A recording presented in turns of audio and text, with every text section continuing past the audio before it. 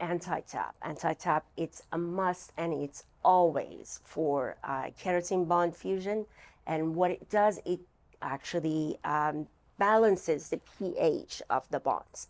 Actually, the Great Lakes anti-tap has biotin, and it helps them protect the hair and the pH and porosity of the hair, and it protects the hair from free radicals and all the bad waters, all the minerals, and everything else. And it helps your extension to last longer and your bonds to be just harder so they won't shed. So definitely, that's the must. How you use your anti-tap, this is the full bottle.